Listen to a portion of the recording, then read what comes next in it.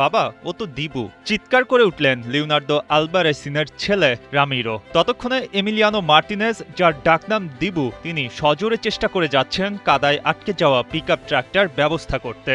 আর্জেন্টিনার সিয়েরা দে লস পাদ্রেস এলাকায় ঘটা এক ঘটনা থেকে জন্ম নিল দারুণ এক গল্প। গ্রামীণ পরিবেশে ঘুরতে যাওয়ার শখ মার্টিনেজের। সেখান থেকেই ওই এলাকায় পিকআপ ট্রাক নিয়ে ঘুরতে বের হন। সাথে তার বন্ধুও ট্রাক নিয়ে বেরিয়ে পড়েন। টানা বৃষ্টিতে আর্জেন্টিনার বিভিন্ন অঞ্চলে কাদা জমে গেছে, আর তাতেই হলো বিপত্তি। প্রথমে দিবুর বন্ধুর গাড়ি গভীর কাদায় আটকে যায়। সেটা টেনে বের করতে গিয়ে তার নিজের শক্তিশালী ট্রাকটাও যায় আটকে। দুটি গাড়ি অচল হয়ে পড়লে বিপদটা বেড়ে যায়।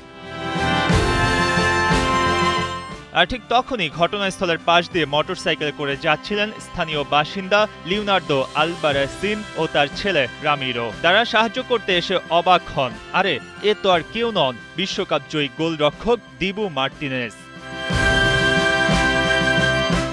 আন্তরিকভাবে আলবারেসিন ও তার ছেলের সাথে কথা বলেন মার্টিনেজ। কিভাবে আটকে গেল গাড়ি সে কথাও জানালেন।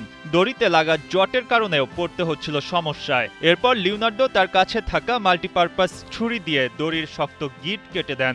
নতুন পরিকল্পনায় উদ্ধার কাজ চলতে থাকে।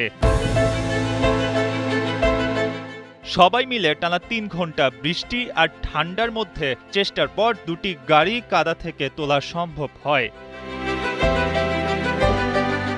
আর এই সময়টুকুতে দিবুর সাথে অনেক গল্প হয় লিওনার্দো ফ্যামিলির। গাড়ি উদ্ধার হওয়ার পর ২০২২ বিশ্বকাপ ফাইনালে রান্ডাল কুলোমুয়ানির ঠেকানো শটের এক পোস্টার ও জাতীয় দলের জার্সিতে স্বাক্ষর করেন মার্টিনেজ। বিদায়ের মুহূর্তটা ছিল আরও চমকে দেওয়ার মতো। নিজের গায়ে থাকা আর্জেন্টিনার অফিসিয়াল পার্কা, যা শীতের জ্যাকেট হিসেবে পরিচিত, তা খুলে লিওনার্দোর হাতে তুলে দেন। আর মার্টিনেজ জানান, তোমরাই আজ আমাকে বাঁচিয়ে দিলে।